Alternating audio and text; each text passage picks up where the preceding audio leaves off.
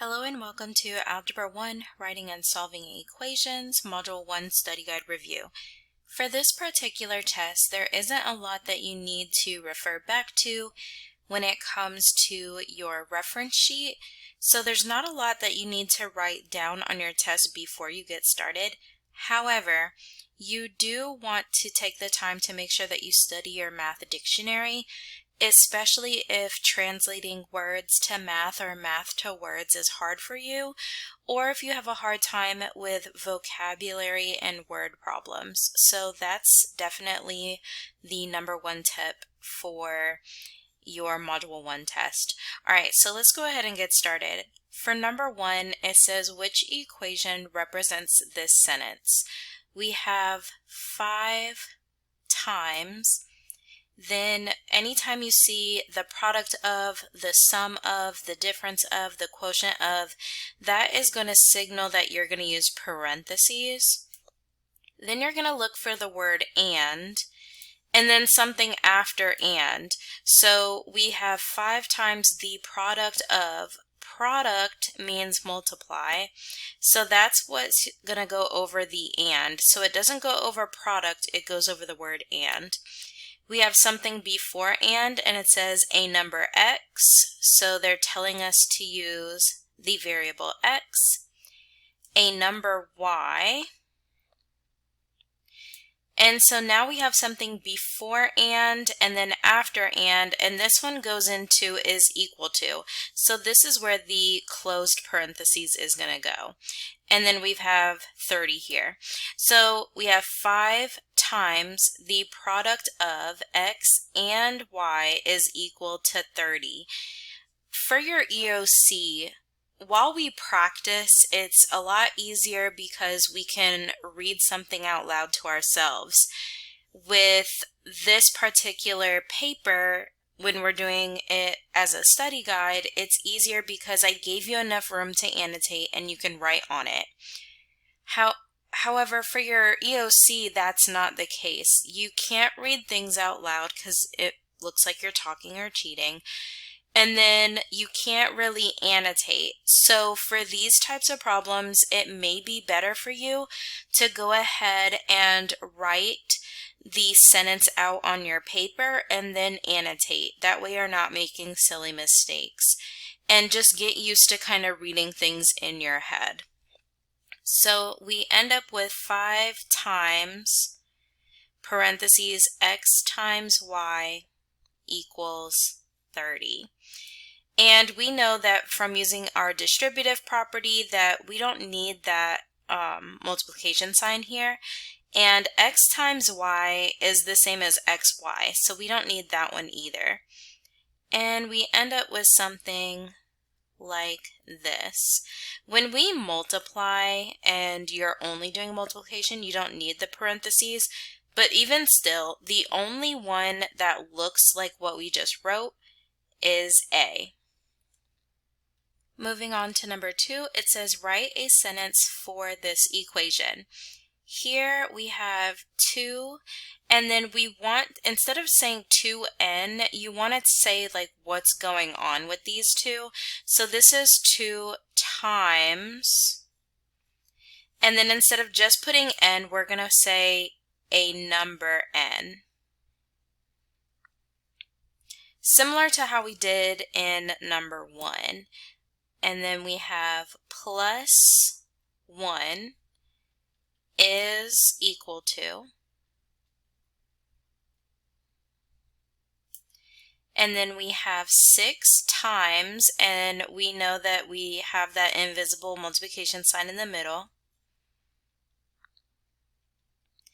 And then remember, for parentheses, we're going to say the sum of, the difference of, the product of, the quotient of, and they have the addition symbol. So we're going to say 6 times the sum of, and then we're going to say that number because we already named n as our variable and we're using it again. So that number n and 4. And there are different ways that you can write this.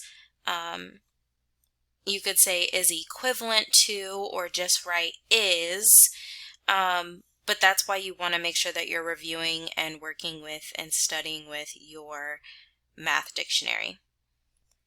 Number 3 says most dogs live between 10 and 13 years, some living more than 18 years. It is a well-known myth that you can approximate a dog's true age based on how many human years they live. This table shows the relationship between dog years and human years, and they give us the equation. So that's a lot of words, and a lot of people would skip it just because it seems like a long word problem.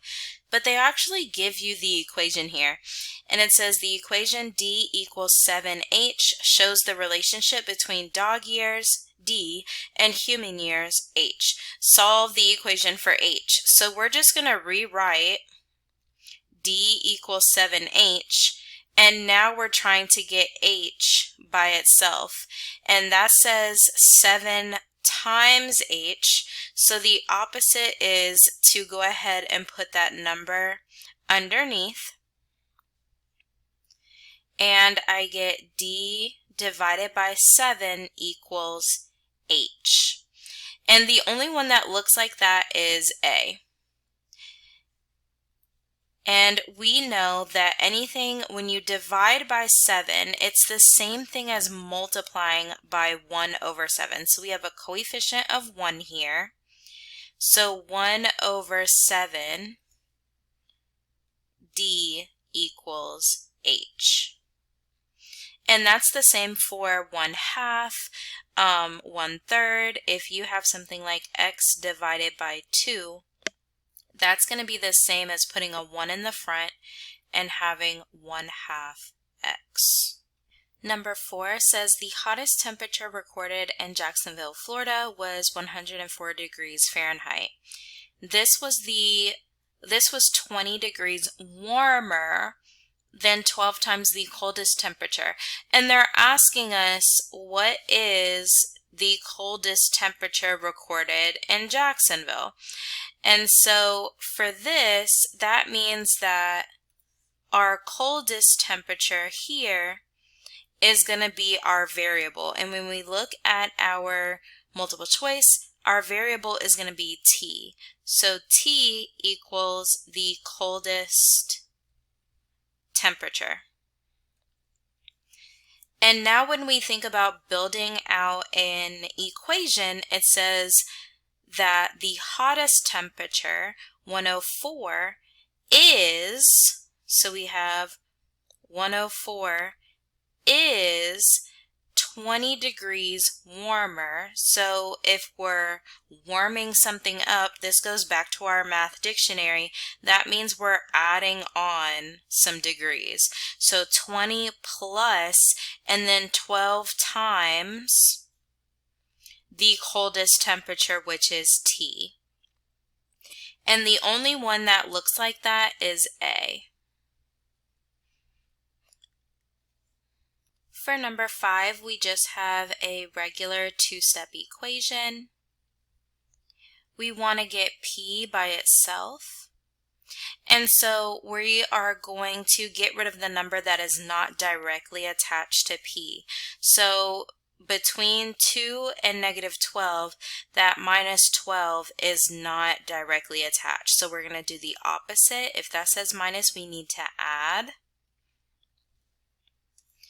And then from here, I get 36 plus 12 gives me 48 equals 2P. And remember, that says 2 times P, and the opposite would be to divide by 2, or whatever the coefficient is in the front. And I get 48 divided by 2 is 24. These are going to cancel out, and I'm left with 24 equals P. And so D would be my answer for this one. If you're not sure when you're taking your EOC, or even when you're taking a test, if you have multiple choice like this, you could also plug it in, plug each answer in and see if it works. So 36 equals 2 times 5 minus 12, and see what 2 times 5 minus 12 is, and see if that gives you 36. When we go to plug this in, 36 equals 2 times 24 minus 12, it ends up coming out to 36 and it works out. So even if you're not sure, you can always try plugging things in. All right, let's take a look at number 6. So for this one, they said that we're getting x by itself. And don't worry about the assume that a doesn't equal 0 part. We're not worried about that. So we're going to try to get x by itself. The one thing that is not attached to x, or the one that's furthest away from x, and if you need to, draw your line down your equal sign if that helps you, is this 2, and it says everything divided by 2. So the opposite is to multiply by 2. And I'll get 25 plus ax equals 28. And remember, we're trying to get x by itself. So I want to take what's not directly connected to x, and that's going to be 25. This is a positive 25, so I'm going to subtract 25 on both sides. And I get ax equals 3. And that's a times x, so we're going to divide both sides by a. And then remember, anytime you are dividing like that, a divided by a is 1, and we don't have to say 1x, we can just put x there. And so now I have x equals 3 over a, and that's going to give us b. Number 7, very similar. We have 3x minus 2.6 equals 10. I want to put my line down my equal sign because that helps me distinguish between the two different sides. I want to get x by itself. So I want to take what's not directly connected to x, and these are more connected than these. So we've got minus 2.6, the opposite is plus 2.6. And I get 3x equals 12.6. I want to isolate my x, so I'm going to divide by whatever's in front. So those 3's are going to cancel, and I'm left with x equals, and let's go ahead and get out our calculator. So I'm going to clear it out, and I have 12.6 divided by 3 equals, and it gives me 4.2. So 4.2 might be an acceptable answer, but when we take our EOC, they could very well ask us to put it as a fraction or even a mixed number. So with your calculator, we had 4.2, and then you're going to hit second F to D. This means 4 and 1/5. 4 and 1/5. I know it looks weird. Then you can do second ABC, and that gives us 21 over 5. So any one of those answers would work depending on what test you're taking and what they're kind of asking for.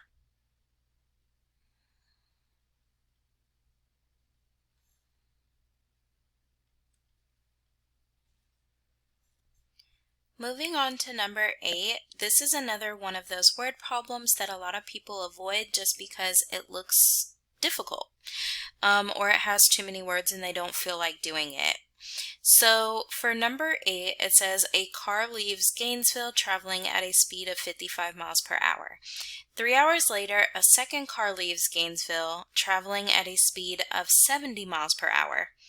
The car's distances from Gainesville at time t, hours are shown in the table. So they already did a lot of the legwork for you. And they already gave us the first car going 55 miles an hour and the second car traveling at 70 miles an hour, and it took off a little bit later. It says, after how much time will the two cars be at the same distance? So when are these going to be equal is what they're asking. And so we simply just write it as 55t equals 70 times t minus 3.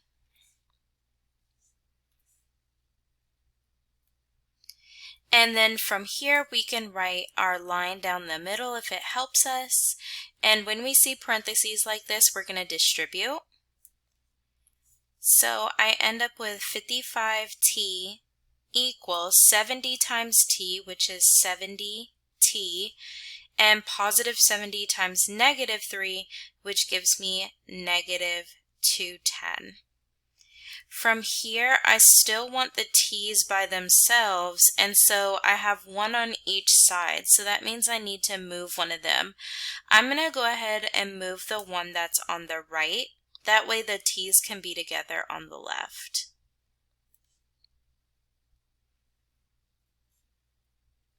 (55 minus 70 gives me negative 15. If you're not sure, use your calculator. And we get equals 210, negative 210. All right, so now from here, I have negative 15t equals negative 210. I'm just rewriting it so we can see it a little bit better. And to get t by itself, I want to divide by whatever's in front of t. Negative 15 divided by negative 15 is 1, and we don't have to say 1t, we can just say t. Equals, and then let's go ahead and use our calculator. So make sure it's all cleared out. And with these calculators, they're a little bit strange because you kind of go backwards. So we have 210, and then we want to make it negative using this button down here, divided by 15, and then we're making that 15 negative as well, equals, and we get positive 14. And so our answer for this one is going to be C. If you didn't feel comfortable with distributing quite yet, you could still use your multiple choice and plug in those answers and see which ones come out to being the same. But that would take a little bit longer. Number 9 says go ahead and solve. So we're going to do the same thing that we did with the last one. I'm going to write it really close to our multiple choice just so I don't run out of room. So for here, we're going to distribute. 3 times x is 3x. Positive 3 times positive 7 gives me positive 21 equals 5x plus 8. If you need to draw your line down the center, then do that. I don't have any like terms that are on the same side, so I'm going to go ahead and move some things. I want to get the x's together, and I like moving the smaller one first. So I'm going to move 3x, and I put it right underneath its like term. 3x minus 3x turns into 0, so that's gone, and I'm left with 21 equals 5x minus 3x is 2x. I'm going to bring down my 8. Now from here, my constants are now my like terms. Those are my numbers that don't have a variable, and I'm going to move the 8 to the other side. And 21 minus 8. Now remember, on your test, I don't want you relying on mental math. I want you to get comfortable using your calculator. So we have 21 minus 8 equals, and we get 13 equals 2x. And I'm just going to rewrite that up here since I'm running out of room. And remember, that's 2 times x. And so to do the opposite, we're going to divide both sides by whatever's in front of x. And I get 13 over 2. So 13 over 2 could be my answer, but it looks like in the multiple choice they have it as decimals. So we can go ahead and put 13 divided by 2. and I get 6.5. If you needed to simplify this or make sure that it's in a simplified form or even a mixed number, our calculator will do that. Second f to d puts it as 6 1/2, and then second ABC turns it back into 13/2. And so 6.5 is going to be our answer here. All right, number 10 says describe each equation as identity, one solution, or no solution. So let's go ahead and start solving these out. I'm going to put this first one underneath here. So I have 5x plus 10 equals 5 times x plus 2. I already see some parentheses, so I'm going to go ahead and distribute. And I get 5x plus 10 equals 5x and then positive 5 times positive 2. And notice that I have the same thing on both sides. When I have the exact same thing on both sides, that is called identity. And eventually you would call that as infinite solutions. It doesn't matter what we put into that equation, it's going to end up being the same on both sides. All right, and it ends up working out. All right, looking at B, we're going to go ahead and write that one down. In fact, I'm going to write this one over here just so I don't run out of room.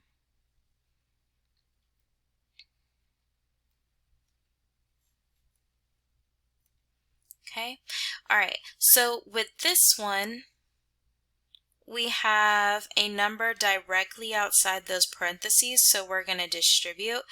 3 times t is 3t, positive 3 times positive 2 is positive 6. Now with this one, there is no number outside the parentheses, so there's a 1 there. That positive 6 doesn't really go because it says plus 6. And so if we distribute a positive 1, nothing really happens with that. So 1 times 2 is just 2, and then 1 times positive 3t is just positive 3t plus 6. From here, I want to see if I have any like terms that are on the same side of the equal sign. And here I have a 2 and a 6, and so I'm going to go ahead and put those two together. So I like rearranging, that way I can see everything first. And I didn't have anything on the other side. So 2 plus 6 gives me 8 plus 3t. And then I have 3t plus 6. Now, it looks like I almost have the same thing on both sides, but I don't. So I'm going to go ahead and get some like terms together. So I subtract 3t on both sides. But notice that when I went to cancel this one, this also turned it into 0 plus 6. And so now I have 6 equals 8. And that's not true. 6 does not equal 8. And so that is going to be no solution. And for this last one, I have 10 minus m equals m minus 12. And it almost looks like this one, but we want to make sure that we're working it out. So let's go ahead and get our m's together. And for that, I'm going to add m to both sides. These m's are going to cancel, and I'm left with 10 equals, now this is 1m plus 1m, which is now 2m minus 12. Now we have a regular two-step equation. I'm going to add 12 to both sides, and I get 22 equals 2m. And then I would divide both sides by 2, so I'm just going to write it up here. And I get m is equal to 11. So m equals one number, and that's going to be one solution. For number 11, we have an absolute value. However, we do have multiple choice. So if you don't remember how to do these, or if you struggle with these and you have multiple choice, you can always try plugging these in. So for A, you would try plugging in 4 right here and then working it out and seeing if it works. And then you would try 8. And then both of these would have to work for that to be the answer. But I'm going to go ahead and show you guys how to solve this one. So we have 2 times the absolute value of y plus 4 equals 24. The first thing we want to do is make sure that we isolate the absolute value. So we almost treat it like parentheses. And this says 2 times what I have in those brackets. So I'm going to divide. I'm going to do the opposite and divide by 2. And now I have the absolute value of y plus 4 equals 12. And when we are dealing with absolute value, we have 2 different solutions, right? So now that we have isolated our absolute value, we're going to split it into 2 different equations. So now I'm going to have y plus 4 equals 12. And then I'm also going to have y plus 4 equals negative 12. And then I'm going to go ahead and solve from here. So to get y by itself for this one, I'm going to subtract 4 on both sides. And I get y equals 8. So 8 is one of my answer choices.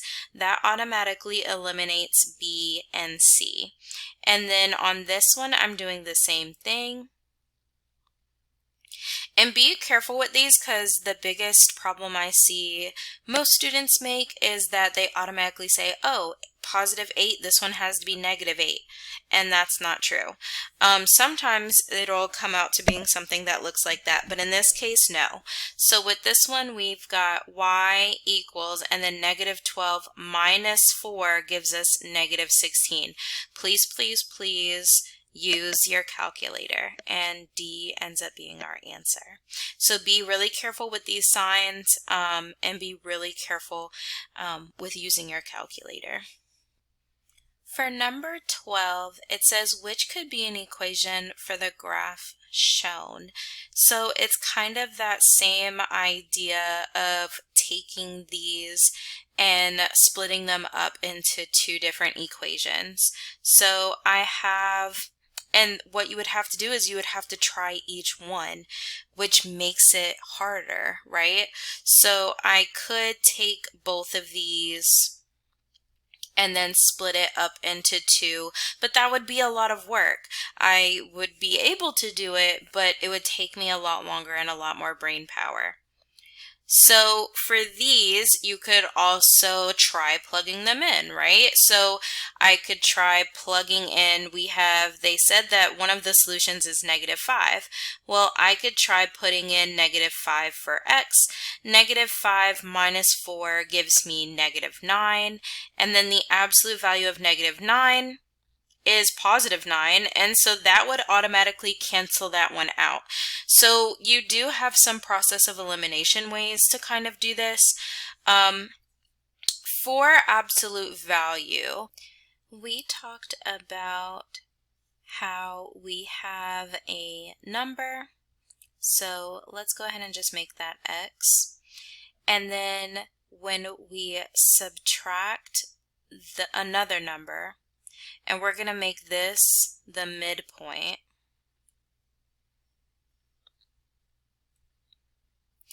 it's going to give us the distance that they have in between those 2 points. So let's find the midpoint between negative 5 and 3. So if we look at this number line, we have 1, 2, 3, 4, 5, 6, 7, 8. And half of 8 is going to be 4. So 1, 2, 3, 4. This is our midpoint. And then we're going to say that the distance from that midpoint, so that's going to be x minus our midpoint, which was -1, is equal to the distance that it is away. And that works for both of these. And so from here, we have a minus minus 1 when we have two negatives right next to each other. That's going to be x plus 1 equals 4. And so C ends up being our answer. And now let's go back and check it. So we have x plus 1 equals 4. If we have -5 plus 1, that would be -4, the absolute value of -4, and that gives us 4. And then we also have 3, and we know that 3 plus 1 is also equal to 4, and so that one ends up working out as well.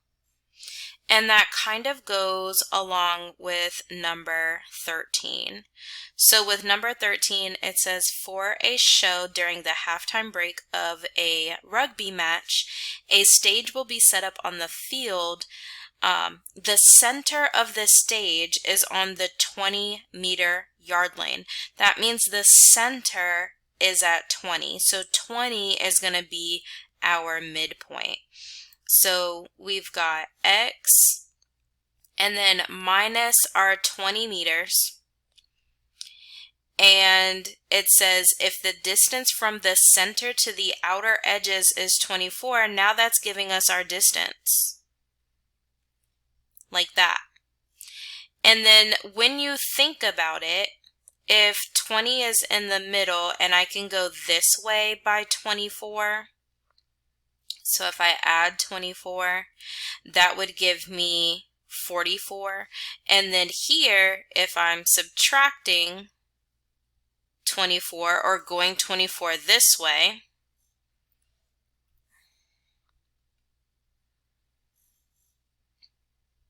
I would be at -4 or off the line there. Okay, and then if you needed to, plug those into that equation that we got. And so this is the one that we got. If I say -4 minus 20, that gives me -24. The absolute value of -24 is 24. And then with this one, I've got 44 minus 20, which is 24, and the absolute of 24 is also 24, and so A ends up working out. So if you need to kind of draw yourself a diagram and try some things out, plug some things in, then do that. With number 14, it looks like we have a proportion set up, and we practice these with proportions. We do cross multiplication, and then remember, if you have more than one thing in the top or the bottom, make sure that you're putting it in parentheses. So now we have 5 times what we have here in the parentheses. And then we've got 6 times 10. And then now from here, I'm just going to distribute. So I have 5x, and then make sure that you're using your calculator instead of doing that mental math. So get used to using your calculator, okay? No shame in using that calculator, especially if you're allowed to use it. And then we have 6 times 10, which gives us 60. I want to get x by itself, so I'm going to subtract what's not directly connected, and I get 5x equals -15, and then divide both sides by 5, and I get x equals -3. And then of course, as we talked before, we also said that you could try plugging in the different values that you have in your multiple choice and put them in there. When it comes to your EOC, not every problem is multiple choice, so you still need to know how to do the math. There's only so much you'll be able to get away with. All right, when you have a negative out in front, don't forget that we talked about how we can put it in the top like this. And then from here, we're going to do the exact same thing that we just did and cross multiply. So now I have -12 over x equals 24 over 8. And when I cross multiply, I have negative 12 times 8 equals 24 times x. I'm going to use my calculator. Don't forget that when you make things negative, you're going to use this button down here, and it's after you write the number. So you put 12 and then make it negative. Times 8 equals negative 96 equals 24x. To get x by itself, we're going to divide by whatever's in front of x. And then with your calculator, we have, and I'm going to clear it out so we can practice, 96, make it negative, divided by 24 equals, and I get negative 4.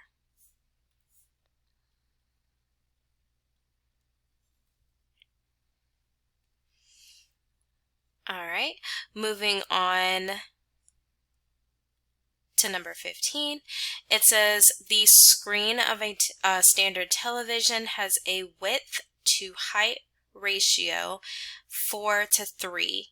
So width to height is 4:3. So 4 goes with the width and the height goes with 3. And then it says which proportions can be used to find the height of a standard television with a screen width of 27. That means 27 is also going to go here, and then the height, which we don't know, is going to be h. So when you go to write out a proportion, you want to make sure that they go together. So if you put 4/3 and I'm putting width over height, then I need to put width over height on this side. If I put something like 4/27 and I put width and width, then I need to put the height of the ratio and then the height of the television, like that. And notice that when I cross multiply, 4 is always going with h and 3 is always going with 27. And then you're going to check each one of these and make sure that they have the same numbers going with the same numbers. So here we have 4 going with h and 3 going with 27. So this one works out. And remember, this is a select all that applies question. This one we have 3 going with h, so that's out. For this one we have 27 and 3, h and 4, so this one is good. This one, 3 is going with h, so that one's out. With this one, we have 4 going with h, 3 going with 27, and so E would also be an answer choice for this particular one. All right, for number 17, it says solve for x. So x is what we're trying to get by itself. And it's okay that we have 2 different variables. That doesn't matter. We're going to treat them just like regular numbers. So if we want to get x by itself, we kind of have some invisible parentheses up here in the top, kind of like what we saw with number 14, right? That means that 5 is not as directly connected to x as 9. And that means we're going to do the opposite. So it says this whole thing divided by 5. The opposite is to multiply by both sides by 5. That's going to get rid of this. And I end up with x plus 9 equals 3y times 5, which is 15y. And then from here, I want to get x by itself. So I'm going to subtract 9 from both sides. Don't forget that these aren't like terms. And so I'm going to write my variable term first, and then I'm going to write my constant second, and that gives me D. For number 18, it says, according to a survey, 22% of women in Miami work 2 or more jobs. The survey had a margin of error of plus or minus 2.1%. Of the estimated 218,000 women that live in Miami, how many jobs would you expect, or how many women would you expect to work 2 or more jobs? So with this, they're already telling us that 22%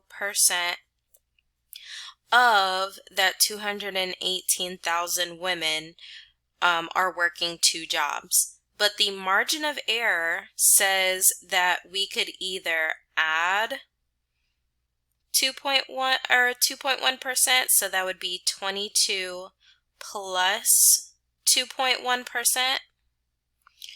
And then it could also be minus 22 minus that 2.1%. And so lean in on your calculator, especially when you're doing problems like these.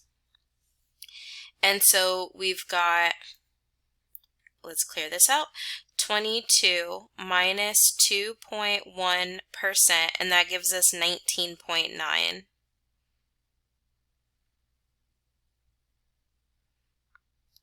Okay, and then if we add, that's going to be 24.1%. That means anywhere between 19.9% and 24.1% of those women work 2 jobs. So sometimes they might ask it in terms of percentage, how many? Or they might ask you for the actual number of women. And so in that case, there's different ways of how you could do percents. So if we're thinking about percent, and you might want to write this down somewhere, percent means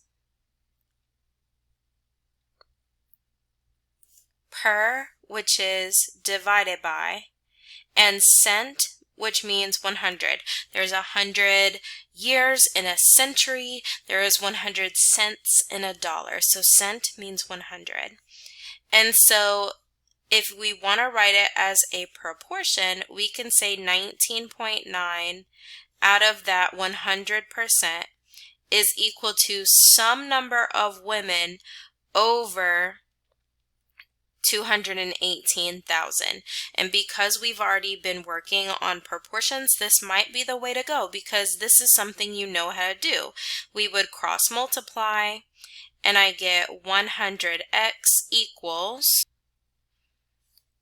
19.9 times 218,000 equals, and I'm going to go ahead and write this down, 43382.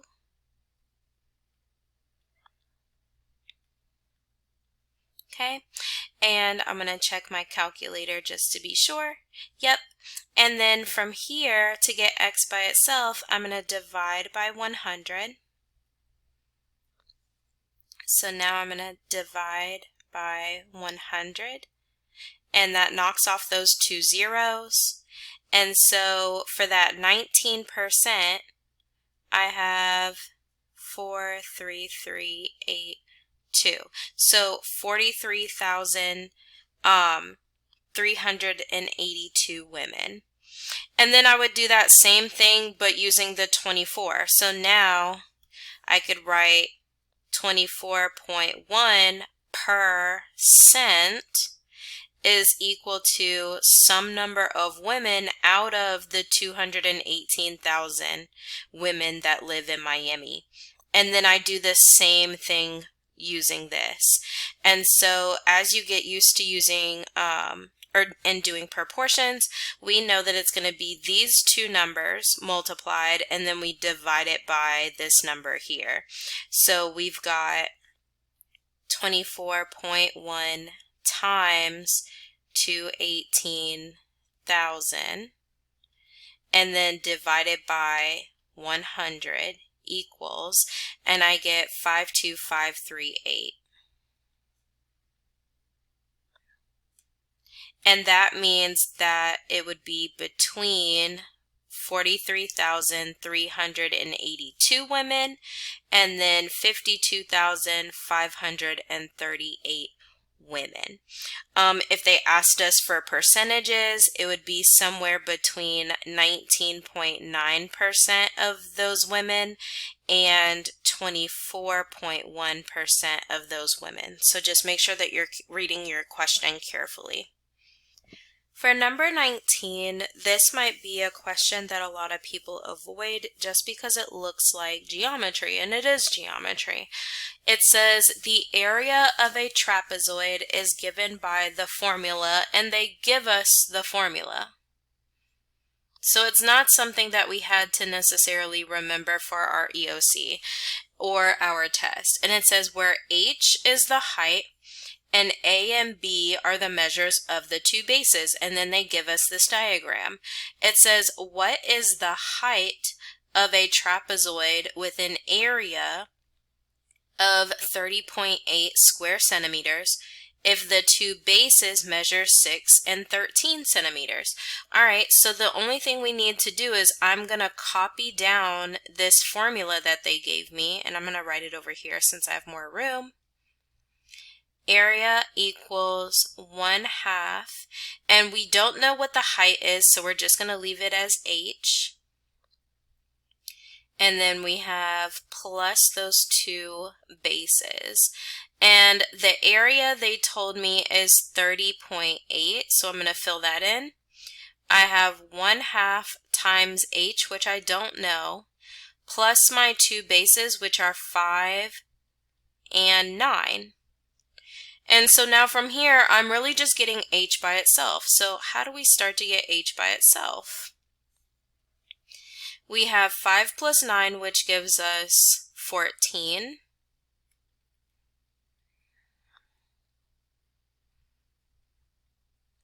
Now, the easy way to do this is just rearrange what we're multiplying together.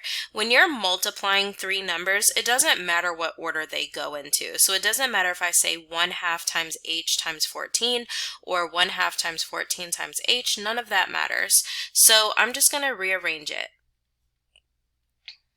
1/2 times 14 times H. And what is 1/2 times 14? If you're not sure, plug it in your calculator. Whenever we're doing fractions, I put them in parentheses. So I have parentheses 1 divided by 2, close parentheses, times 14 equals, and I get 7. So 7 times H. And then of course, to get H by itself, we're just going to divide both sides by 7. And I'm going to put that in my calculator. So I have 30.8 divided by 7 equals, and I get 4.4.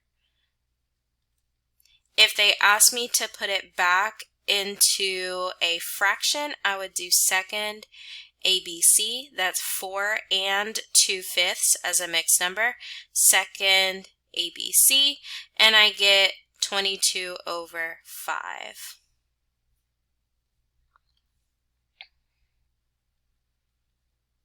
So either one of those answers would be acceptable. It just kind of depends on what your test is asking you to do. So either one of those answers would be fine. All right, last question on our study guide. It says the perimeter of a rectangle in which the length is 5 more than 3 times the width, and that's a lot of words, is P equals 8W plus 8, where W is the width. We didn't even have to do any work. They gave us the formula, and all they were saying is where that formula came from. And if I'm thinking about a rectangle, I'll just show you. It says where the length is 5 more than the width. I don't know what the width is, and I'm saying that the length, which is this side up here, is W,